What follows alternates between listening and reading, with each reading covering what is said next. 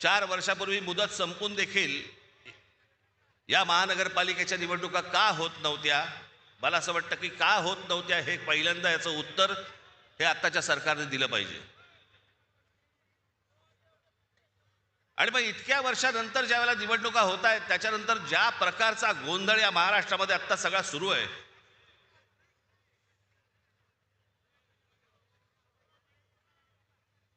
कोण कुठे चाललंय, कोण काय चाललंय, म्हणजे मी मागे एकदा म्हटलं होतं ना, इतका चुकीचा कॅरम फुटलाय ना की कोणाच्या सवट्या कोणाच्या भोगात आहेत तेच कळत नाही.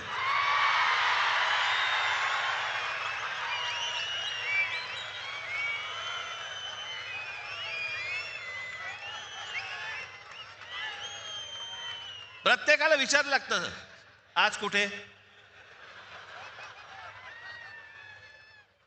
काही जण तर वेडे पिसे झालेत, वेडे पिसे. त्या दिवशी मला कळलं, कोणीतरी एकाने छाननीच्या वेळेला, म्हणजे ते फॉर्म भरायची तारीख मुदत निघून गेली होती फॉर्म भरायची, छाननीच्या वेळेला समोरच्याचा एबी फॉर्म घेतला आणि गिळून टाकला.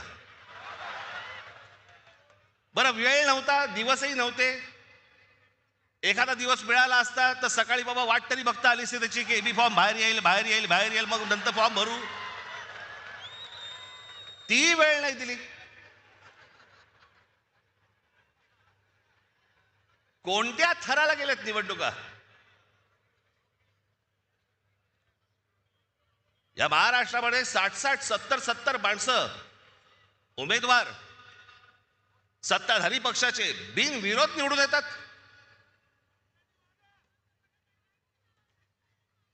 तिकडच्या मतदारांचा मतदानाचा अधिकार पण त्यांना देणार नाही तुम्ही. काही वेळेला तर दहशतीतून, आणि काही वेळेला जास्तीत जास्त वेळेला तर पैसे. काय आकडे ऐकतोय, कोणाला 1 कोटी, कोणाला 2 कोटी, कोणाला 5 कोटी. आमच्या कल्याण डोंबिवलीच्या तिथे एका काय ते प्रभाग असतात, त्या प्रभागामधल्या 3 जणांना, एका घरातले 3 जण उभे आहेत एका प्रभागात. काय ऑफर झाली असेल तुम्ही कल्पना पण नाही करू शकत. एका प्रभागातल्या 3 जणांना, जे 3 जण एका घरातले आहेत, त्यांना 15 कोटी रुपयाची ऑफर झाली. 15 कोटी. कोणाला 5 कोटी, कोणाला 10 कोटी, कोणाला 2 कोटी. येतात कुठून पैसे? या लेवलला इथपर्यंत परिस्थिती आणली तुम्ही महाराष्ट्राची. एक तर उभं राहू द्यायचं नाही, माणसं विकत घ्यायची, भीती घालायची, दहशत निर्माण करायची, आणि अशा वातावरणामध्ये तुम्ही निवडणुका घ्यायला बघताय. मला समजलंच नाही. या इथे नाशिकमध्ये पण भारतीय जनता पक्ष, अहो तुमच्याकडे माणसं होती ना, जुनी काम करणारी माणसं होती ना.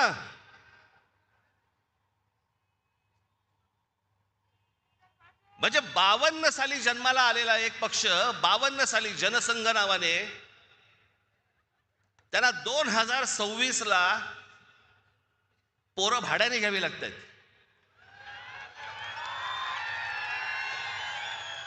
तुमचे कार्यकर्ते, तुमची माणसं तुम्ही उभी केली होतीत ना, मग दुसऱ्यांचे कशाला कडेवर घेऊन नाचताय?